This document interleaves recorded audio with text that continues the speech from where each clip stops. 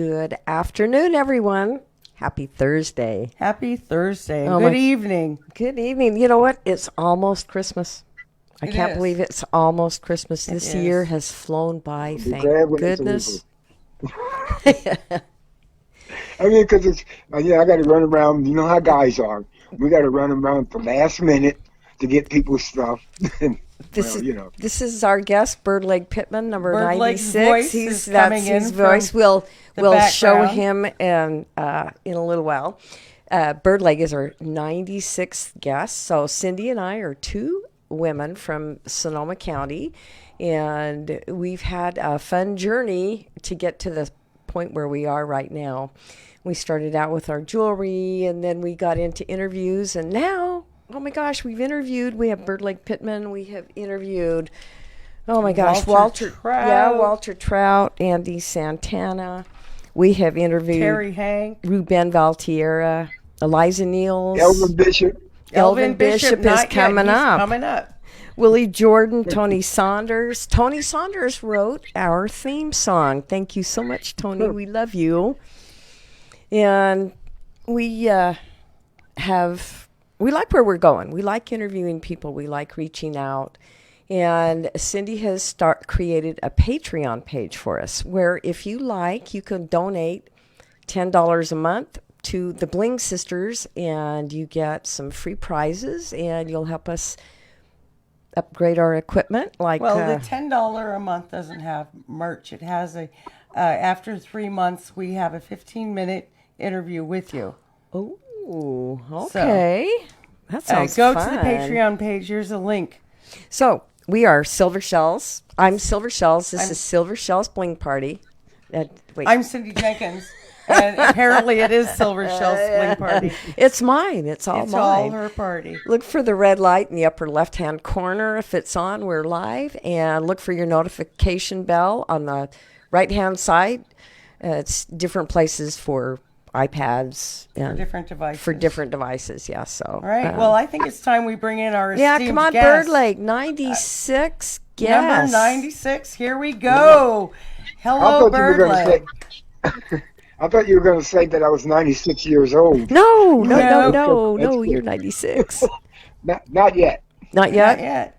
Probably in your, early 70s? I'm in my early 70s now. Yeah. Okay, good. And so you're still playing. I'm playing. That's, as long as I'm alive, I'm playing. Unless I got the big C and can't do anything. But, I mean, as long as I can move and breathe, that's all it takes. That's all it takes. Well, you were born in Harrisburg, Pennsylvania, and your paternal grandfather played a national guitar. Is that correct? Mississippi National Steel Guitar. Just like Troy Redfern's. I ever saw one in my life. And I didn't really know what it was until long after he died. I realized that was what he was playing. Yeah, the Nationals are gorgeous guitars. So did you... Go ahead. Go ahead. Plus, I got the idea. Taj Mahal kind of brought me back into a lot of the old blues too. Mm-hmm. Which included my grandfather and his cronies, and they were playing around with Bob Wills in like 1905 and 6 and all that kind of stuff. Wow. So my grandfather was mostly a country blues musician. So. Mm-hmm. Well, because that's all they had. Where you lived when you were young, right? No, they had jazz, they had rock and roll. You remember now, I'm the guy that grew up with, I saw the birth of rock and roll. Yes. And what you seen as the birth of rock and roll was not what I saw. Okay. I feel that. So tell me about what you saw of the birth of rock and roll. I saw Count Basie, Cab Calloway, Big Joe Turner. I saw all these guys years later, but I saw them when I was a kid. Not them. I saw them, they were on TV sometimes, and I would catch, what's his name? Who's my favorite? Well, I can't remember that now, but a lot of those guys were my favorite players, and Louis Armstrong was a big influence on my playing, but nobody knows that. Really? Because nobody's used to that. Okay. Yeah, because Louis Armstrong had this way of, what resolving is in music? No. That's when you conclude the steps that you need to conclude, and then you come back and start all over again. Okay. That's called resolving. Okay. Okay. Well, what's his name? Louis Armstrong never really resolved. Okay. So when the band went to the 1, he was on the 5 somewhere, or the 7 or somewhere, wherever he wanted to be, right? So the band was ending up catching up with him. Uh-huh. Because they missed that last beat. You know, band, that was out. So the band could do it, but Louis didn't do it. And I caught on to that. I said, that probably worked pretty good in harmonica. I've been doing it for years. Well, you're self-taught. Did you play music when you were younger, before you turned 26? Yeah, I claimed it, but I didn't know how to play anything. Yeah. So that was my big kind of turning point in my life when I was in college, and I hated college. They were just as bigoted as their parents. They were just stupid, right? They may have had brains enough to get to school, but these people were, Shippensburg University now, it was a stupid place to be. I'm so sorry. How long were you there? But one thing leads into another. Shippensburg led into me actually picking up the harmonica. You know? Okay. Because after Taj Mahal inspired me to actually want to play an instrument to criticize, so I went around and found a music store. I just ran into it by accident, and I bought a harmonica, and I have not stopped buying them ever since. Somebody owes me some big money, because I play this stuff all over the world. I don't just play like in Boston. I've never survived. Right. So I go to different countries to play all the time, except when this daggone COVID virus stole so much money from Birdlegg. And I know that's my goodness, I'm so sorry. Do you have a Venmo or a PayPal account that we can put in the comment thread? Well, I don't have that kind of stuff. I mean, because we don't use it. We have John Lee Hooker Jr. remembering you. He came into jail. John Lee Hooker Jr. He's in here. You realize how many people I got history with?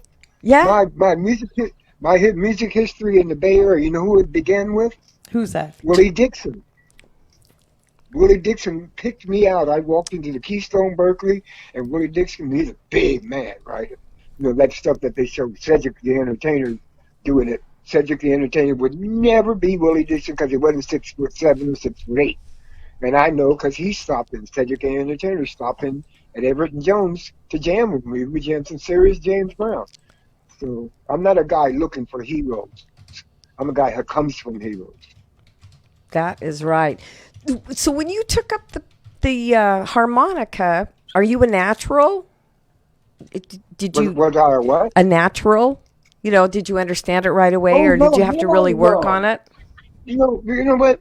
99.75% of these people out here that are playing music had to learn the damn self. People can give you. See, and that's what I tell my students. I'm not going to teach you how to play somebody else's music. I'm going to teach you how to play what's in your heart and what's in your mind. I'm going to show you how to do probably what you already know how to do, but I'm going to show you better. That's some good confidence. I like it. Yeah. Hey, look, you know how long I've been playing? Almost 50 years. 50. Wow. As a matter of fact, wait a minute. No. In 2 years, it'd be 50 years since I picked up the harmonica. Wow. And you've met so many people. Did you play with John Lee Hooker? No, I never played with John Lee Hooker, never played with Albert Collins, never played with Albert King, never played with B.B. King. I always played with Birdlegg and the Tight Fit Blues Band because that was my condition for doing anything. I didn't want to be up there playing with these stars. Yeah. I wasn't no star. I didn't belong there. I'm there now, though. You're there now. Yeah, yes, whether you want to be or not. And I think, you want to be. No, I wanted to be. Yeah. Where I am is where I want to be. Well, good for you, and I'm glad you're where you are. Well, I think we should talk about our first video a little bit. Draw in Your Lip. Can you tell us a little bit about that, Bert? Okay, good. See, every song has a history behind it. And I was one of my mentors in Oakland named Cool Papa used to do this song called Draw in Your Lip. And I liked the song, but I didn't like the way his band did it, and he did something kind of like making it funky, but the guy didn't have a funk bone in his body. He's a blues man, an old time blues man. Anyway, so when I heard him do "Draw on Your Lip," I said, "Wow, there's something in that song. I hear something different, right?" So years later, when I started getting respect from people and everything, and I could say something and not be put down about it, I asked Cool Papa if he would mind if I did "Draw on Your Lip." Okay. So I talked it to my band, showed them what I wanted, and then I was doing this concert, and Cool Papa by then he had lost one leg, so he wasn't moving around too much, and he came to the show. All right. And I think he was allowed to play the show. I think he played before me naturally. They all have to play before me because I'll kick their butts. I got too much energy for these people. You have a lot of energy. I'll attest to that. You said you inherited it from your mom. No shit. That's the only place I can consider giving it because God don't screw women, as far as I know. But all I'm saying is that I got it from I got it from my mom and dad, but I didn't get the music thing from them. And one thing I heard also is during a performance you lose 5 pounds. Is that correct? I probably don't have 5 pounds to lose now, right. But I'm just saying. Yeah, but you think you lose that water weight. Yeah, you sweat it out. Because look, when I say go to work, I don't mean go up there and stand in a little circle or go to. That's not work. Work is when you move like James Brown, when you move like all these other guys, Wilson Pickett. All these guys I saw, I didn't know them, but I saw them. You work physically just as much as mentally. Okay, well, let's. Your people, they work more mentally than they do physically. Now, the physical person that works and knows how to move is much more sexier than some guy standing up there. You got that right. So we're going to check it out. Let's do it. Let's roll it. Come on, Birdlegg. But I know you now, sweetheart. Little song from the Birdlegg CD on Dow Jones Records. 1, 2, 1, 2, 3, 4.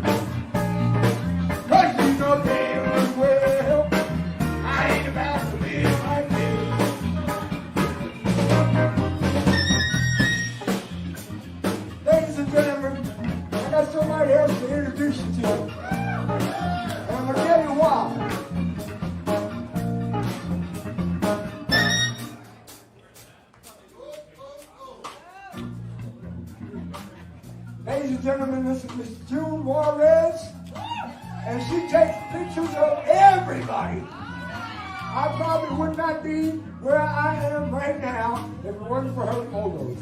Thank you, June. Love you. Your wife loves you too. See, people always, praising musicians, but there's a lot of people behind us. June is one of them. Now, Paul Stafford, we got a whole bunch of people that make this whole thing click.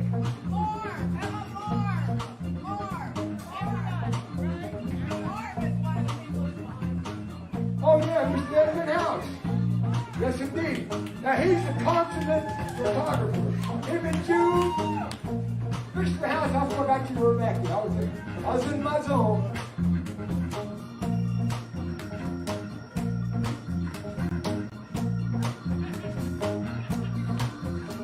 Well, I done told you once, I ain't about to tell you twice.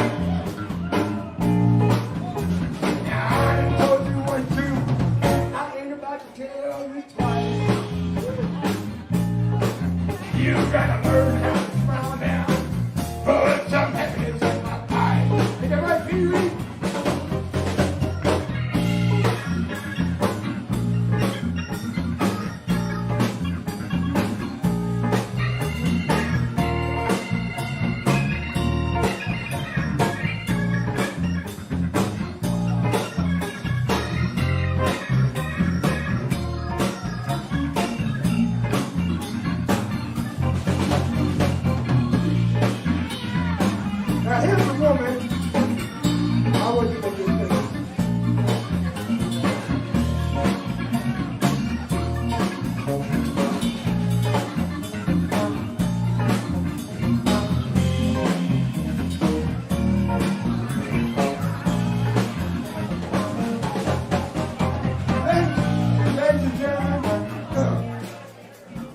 Ladies and gentlemen, this is Miss Debbie Cool. And you know, let me tell you what she did though. She had a birthday party for me at her house. We had a ball, we stayed up all night. I can tell you the other stuff we done for me. We had ourselves a ball, didn't we? This is Miss Debbie Cool, y'all. If I wasn't married, I wouldn't be down. Love you guys.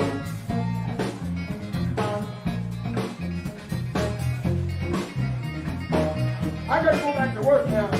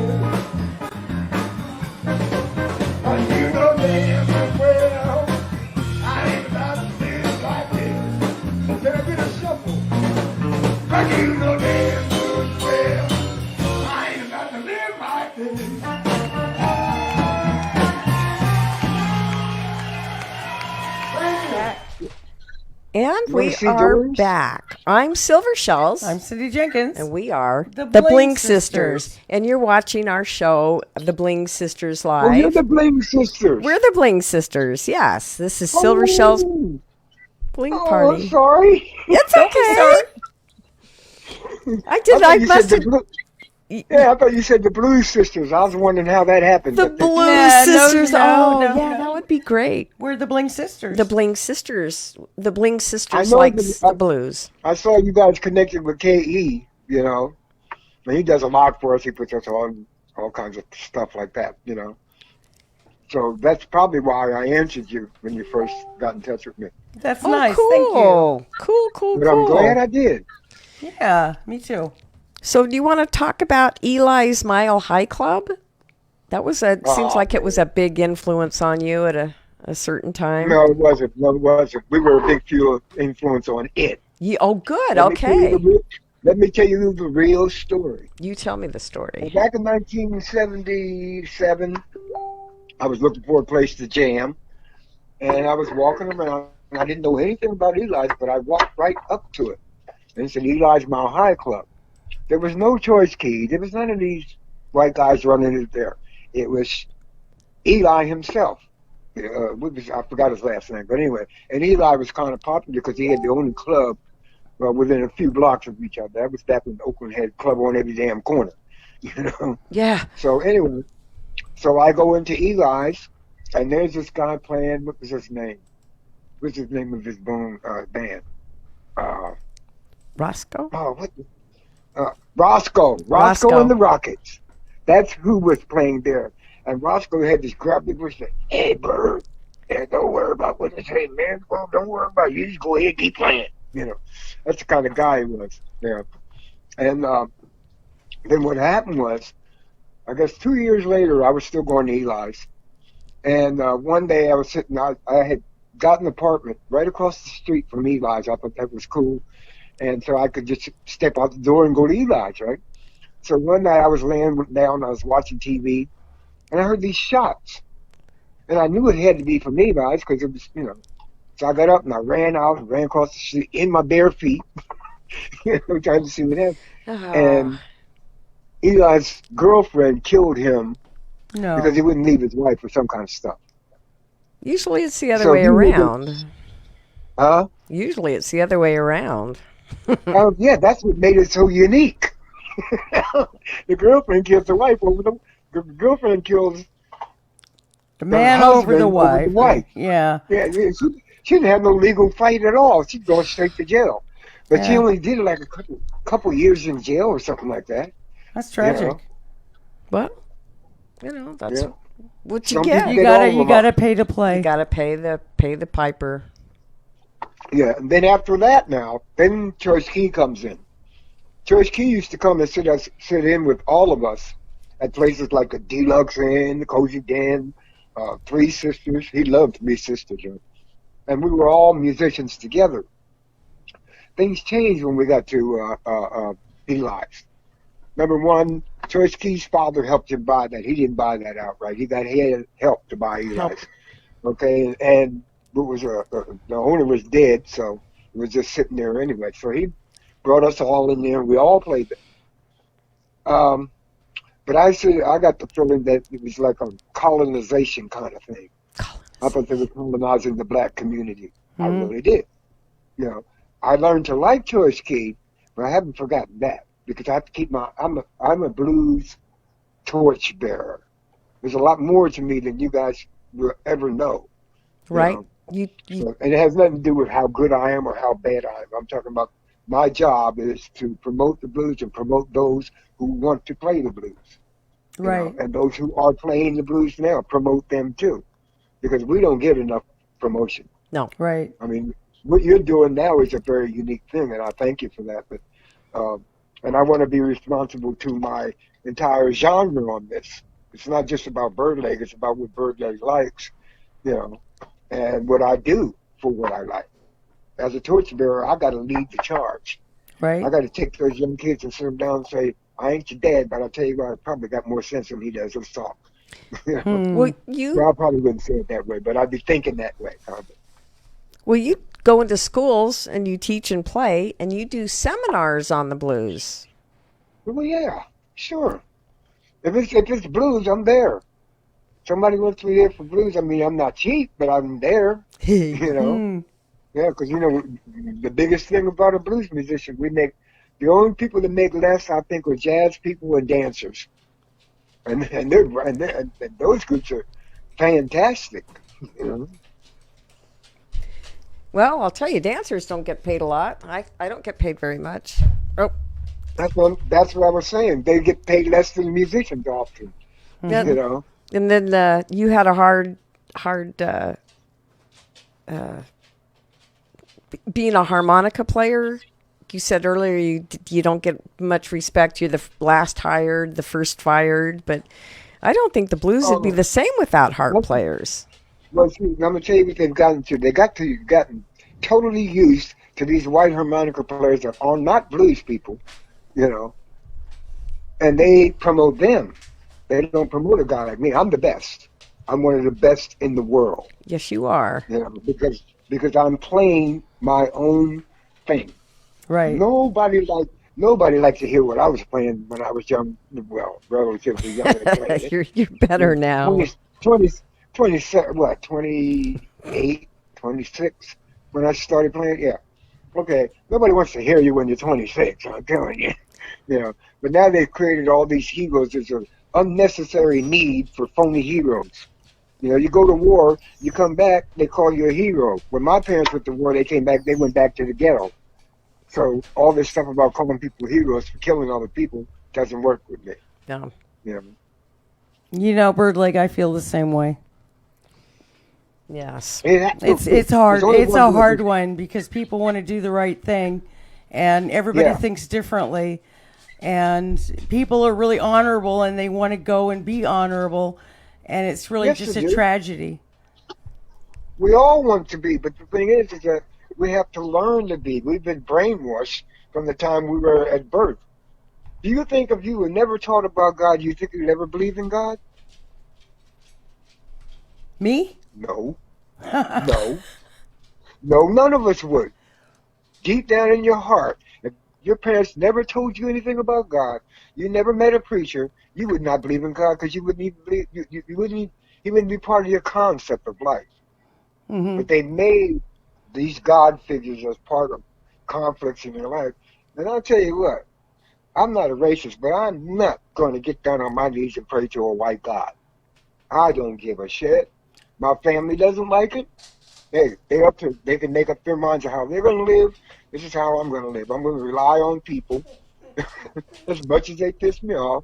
I need people. I'm going to rely on them just like I'm relying on you guys now. Right. So you have been nominated for the Austin Blues Society Award for Best Artist in 2018. It's Best the biggest artist joke in the world. Is it really? Okay. What about? I'm gonna tell you what. I'm gonna tell you why they have it every year. They know exactly who the best harmonica player is, and it ain't no white guy. I changed that shit when I walked in, when I got off the plane. I changed that because I had a plan on how I was gonna behave. I didn't care how they behaved.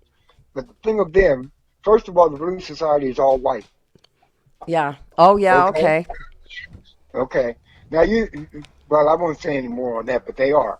Now they sit there, they give nothing, absolutely nothing back to the black community. Nothing. And they get grants from the government to give us nothing. They don't give us gigs. When they have gigs, they have as many white guys on there as they can, you know. And I'll tell you, there ain't no white blues musicians. Well, there are. Okay. Omar Dykes is one of them. Okay. Mike Keller's one of them. All those guys that play like in the Texas Horns and East Side Kings, they're blues people. And you know who was part of the person that helped put a big input on the East Side Kings? Who? You're talking to him. Birdman. Birdlegg. Birdman. The Birdman with the bird leg. We'll just call you Bird. I'm an activist. I can't sit by and keep myself quiet when there's all these indignities going around.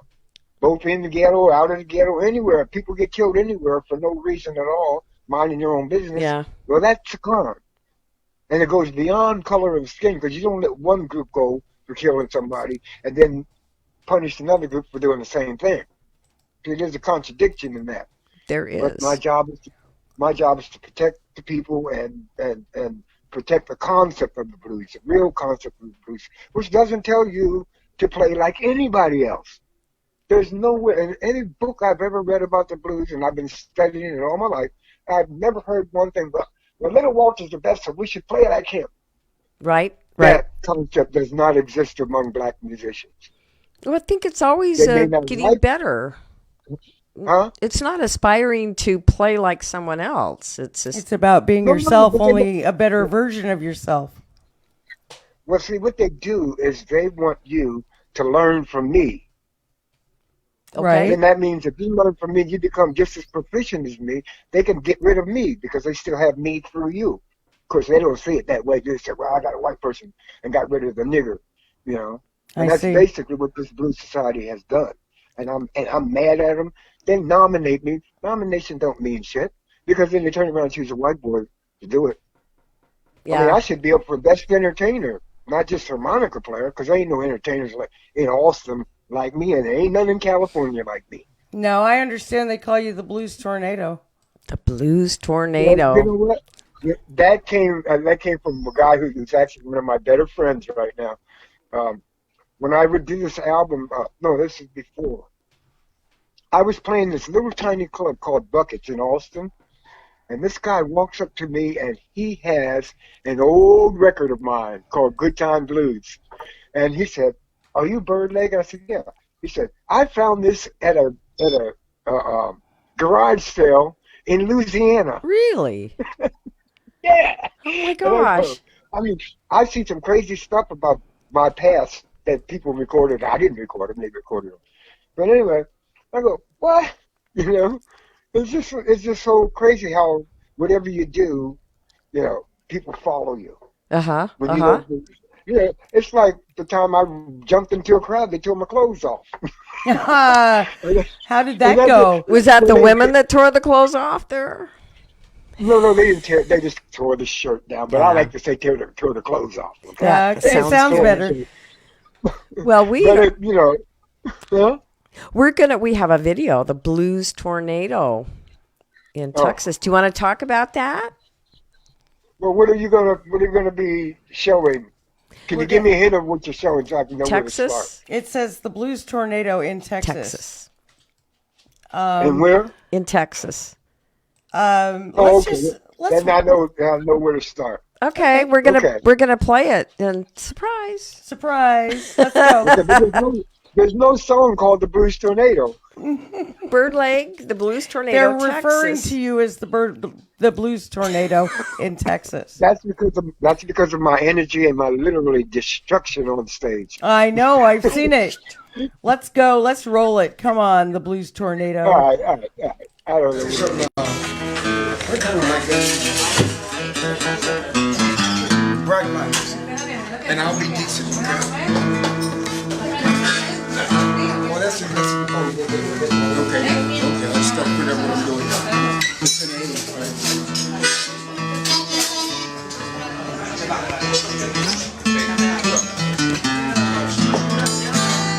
Hey.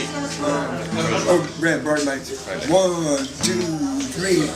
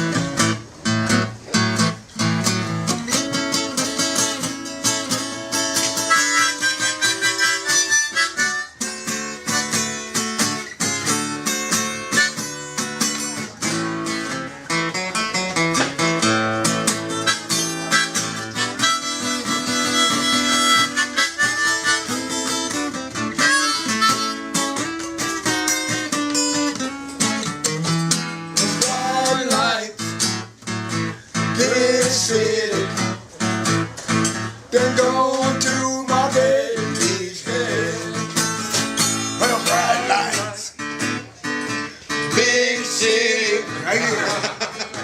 Going to my baby's head. Well, I tried to tell the woman that she don't believe a word I say.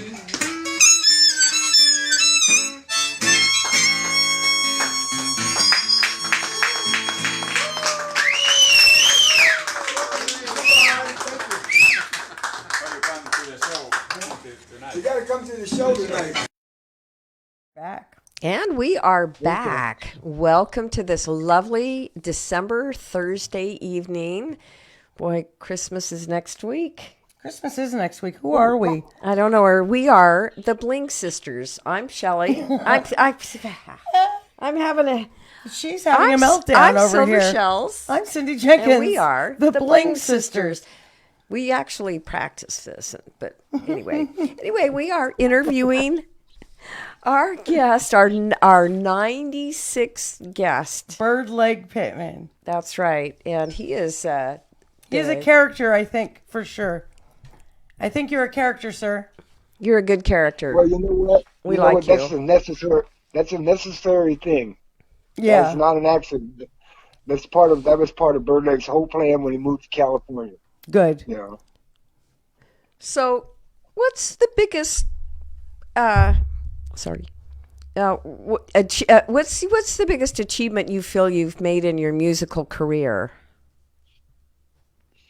Willie Dixon, #1. The Lucerne Blues Festival in Switzerland. Okay. Yeah. And almost every show in Spain. Do it's just awesome. What happens is you have to rise to the occasion. Mm-hmm. Not many musicians can rise to the occasion. You see them on record, they sound beautiful. You see them live, they're boring. Right. You know. Some are, some aren't. So, and plus, what I noticed with the Oakland blues scene, that it was actually dying, and I was there to pick it up. Because #1, I brought enthusiasm, I brought energy, and I brought a different style of playing. And they just hated it. Oh, that boy can't play, man. He can't play what he's saying. Because I wasn't copying anybody. Right. So you were doing your own thing. Now we're losing your countenance here. We can't see your face. If you can come a little closer. There we go. There we are. Okay. All right. Okay. So, and you don't like the studio so much. You really like the stage, but you have. I like the stage. You like the stage. For the stage.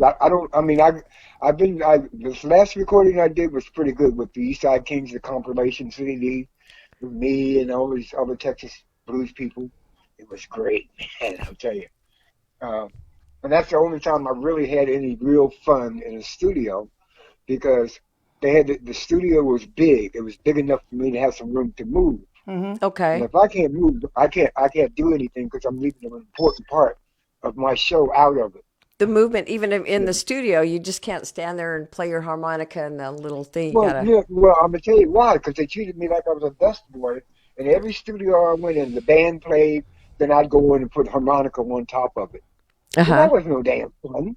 I'm not even playing with the band. You know. Yeah. And that happened for years. Even one of my best albums, the one called "Meet Me on the Corner." Meet Me on the Corner. You know. Yeah. That was one of my best albums in the Bay Area, for sure. For sure. So I was going to ask you a question. Where did you get your nickname? Cool Papa and Sugar Pie, and everybody has all these, nicknames. Where'd you get your bird leg? Well, my legs aren't that big, by the way. Well, if you saw my legs, that's what you do. You'd laugh. Skinny little legs. I wouldn't laugh. Skinny legs. If you saw these little birds, they look like a bird. My whole body looks like a bird. I got nice thighs, and I got poor little bare calves. So now, did somebody else give you that name, or did you give it to yourself? Well, yeah. Look here. So my friend saw me coming out of the shower. I had my towel wrapped around me. And she just said, "Look at them little bird legs." And that was it. Yeah. Because when I first came to California, they asked me my name. I couldn't think of anything. I said, "Oh, shit. try Birdlegg. And I said, Birdlegg. You know, and so I made sure I spelled it in a unique way. If you notice, it's Right. spelled with 2 G's, no S. Yeah, just like a real name. So, Right. I like the double G's. Look here, I've been trying to get people to name their kids Birdlegg for the last 30 years. It has not worked. Well, I think you can keep trying. 'Cause it's not going to happen in my family. Yeah, it's fun to do that. I mean, see, the thing that people fail to do on stage, they don't capture their childhood. They play like adults. uh-huh. And adults are, by that time, they're so stiff, they don't even know they can dance or anything. But when you grow up around the music, you may not know the technical parts of music, but you know how it should sound. And how it should make you feel, too. If you were listening to the blues ever since you were 3 or 4 years old, you either liked it or you didn't. Yep. Well, I just happened to love it, you know. I love Jerry Lee Lewis. Jerry Lee Lewis was a character, that guy. You know? And I love Chuck Berry and Little Richard and all them, you know. I never got to see them. Oh, you never got to meet him? I didn't get to meet Chuck Berry, but I met B.B. King, John Lee Hooker. Well, you know I met John Lee Hooker because John Lee Hooker certainly told you about that. But and I never was a star addict, you know. I wasn't like when a star comes around me, I talk to them like they're regular folks. Yeah. Because you don't put anybody above you. No, that may sound selfish, but that's a necessary thing. You first. Maybe your husband and your kids and your grandkids and all that too, but it's you first. That is so important. You have to determine what kind of person you want to be. And this is what I want to be. This is what I am. You ever hear the saying, I am the blues? I am the blues? I am the blues? No, well, but... No. Let me show you something. Okay. I have the right to say that because I'm a thoroughbred. I'm not some guy trying to copy somebody else. You copy somebody else, you lose your legitimacy, whether you know it or not. Your uniqueness. Say, okay, you did a lot of Chuck Berry, man, we love it. Well, what can you do? Do you write songs? That's one of the first things I get. Do you ever write songs? Of course I do. You do. You wrote songs on your album. Eight songs. You've written 8 songs. I bet you've written a lot more.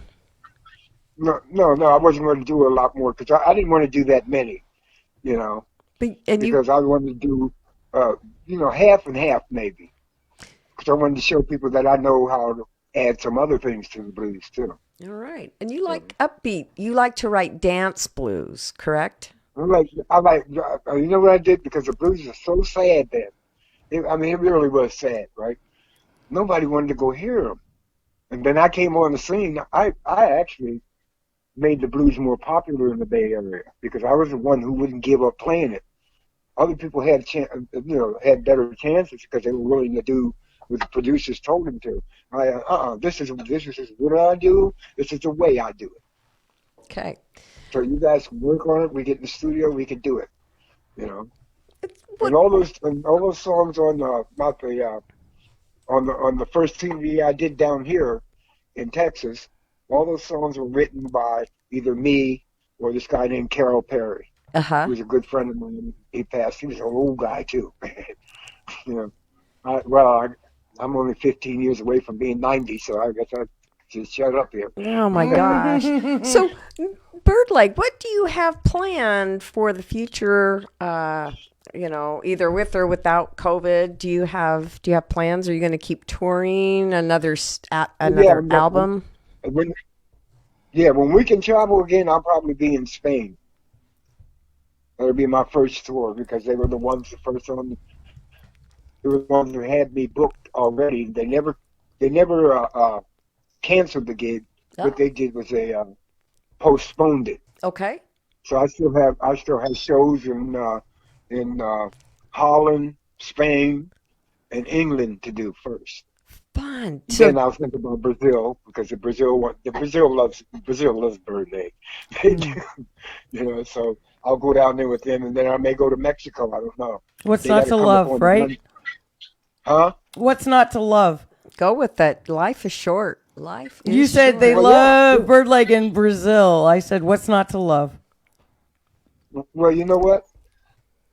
You have whatever you've accumulated, because I don't know what all I've accumulated. I just know I've done some things. You put that all together, you know what you come out with? Human beings are all the same, whether they deny it or not. We're all the fucking same. We may have superficial differences, but a tear is a tear in Spain, and that same tear is in the U.S. too. You know? Agreed. So people are just, I don't know why everybody's fighting everybody, because they're different looking. Because they're not letting us play live music. That's why everybody's upset. Because we can't go hear live music. Live music does help, but it has to be a real live music, not people up there faking. You know. Well, come play in Santa Rosa. We want to come play we here. can get you a gig at Redwood Cafe. That's right. I'll tell you what, you guys do the promotion. I'll be glad to come there and play. We'll do it. Yeah. We'll do it. It's a deal. You know? Well, we're wrapping. And I'll tell you what, let me, right after the COVID, let me go through my schedule and see what I'm doing. Because I will be doing something right after the COVID, okay? Excellent. And I'll give you guys a call and say, okay, I'm going to be in Spain so-and-so, and then I'm going to be in Brazil, and then I'm going to be in Holland and England, then I'll come back home. Good. Because I don't want to book anything for you guys now, not knowing what I have on the table, you know. Well, Birdlegg, we've really, really enjoyed talking with you, and as always, we appreciate your willingness to, participate in our interview. It was a pleasure. You ought to come to my show. You ought to come to my show. That's what you ought to do. We definitely fly to will. Spain. It's in the future. I see it in the future. Yes, I see a lot of things in the future. I see either I'll come to you or you'll come to me. That's right.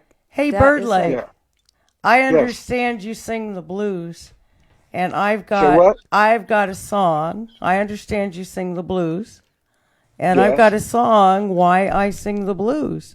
Now, this is a live performance. Where the hell did you get that from? Where YouTube? Why I Sing the Blues. That's Why I Sing the Blues. Can you tell me about that just a minute? Oh, it's a B.B. King song. Mm-hmm. And when I heard it, I even asked him. I asked him at the San Francisco Blues Festival, would he mind if I did? He said, "Bird, no way." He said, "No way. You can do any song of mine you want to do." Oh, nice. And that's one of the songs I don't really do much B.B. King, because I'm busy trying to express myself here. Right. You have to express yourself. Okay, well, let's roll the tape. Let's say goodnight. Good night, everyone. Good night to everyone. Happy holidays. Be safe. Wear your mask. Socially distance. It's a big mess out there, kind of. So just but you know what? We have resiliency as human beings. We're going to lick this thing. Yes, we one are. way or another. Yes, we are. People invented it, and people can uninvent it. They're busy lying around and trying to get as much money out of us as they can. They want us to buy $20 masks. Talking about the gourmet of masks. I don't need no gourmet. I don't want that thing covering my face anyway. No, I get mine at CVS. They're great little masks. Anyway, I do it out of respect for my fellow human beings. Right. Thank you, Birdlegg. Exactly. All right, remember, become an organ donor. Be sure to check that on your real ID. I don't give a. You know what? I am basically an organ. Yeah, I'm an organ donor from years ago in California. Good. Because I don't care. I don't care what you do with my body when I'm gone. Right. That's mine's. I'm going. Hopefully, I'll leave a mark somewhere that where you guys know that I once lived and played here and there and all that. I believe you've made a mark, Birdlegg. You've made a mark. I believe you've made a mark. Good for you. You've made your mark. Your mark, I think. Okay. Thank you. Hey, I don't know those things. Okay, we're gonna say goodnight and roll the last video. Good night. I always save the best for last. I really like this one out of the three, the best. Oh, okay. Good night, so everybody. let's go. Good night, family. Good night, Nafamara. And okay. Good night, Sabrina. Mom. Bye, Mom. Yeah. Good night, John Boy. Good night. Oh, Ta-ta. Oh, ta-ta. Thank you. Please turn me up. Yeah, please turn me up. Check, 1, 2. Thank you very much. It's a little too loud. We don't want to hurt nobody. Now, where was I? To all my friends all over Europe, all over South America, all over Texas, welcome to the East Side Kings Festival.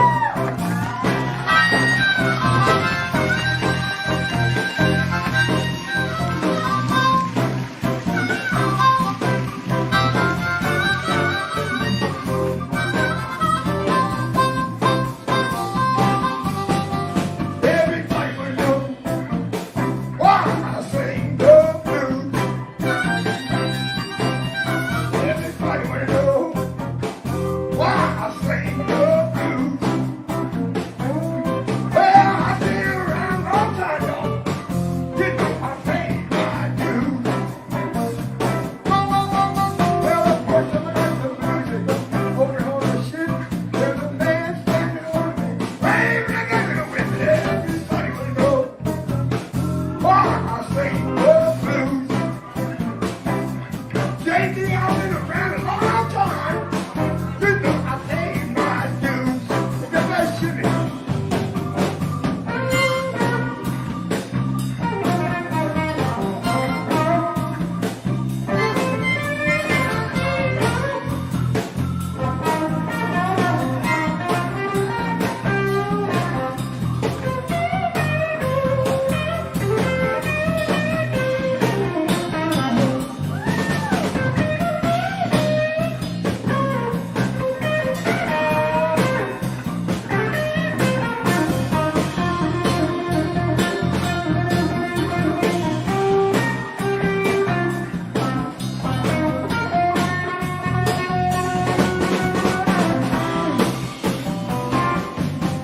I went down to New York, down to City Hall. I heard the mayor Texas say, "Put a bill to a conference without everybody to know why I sing the blues." Well, I've been around a long time, Pee-wee. You know I pay my dues.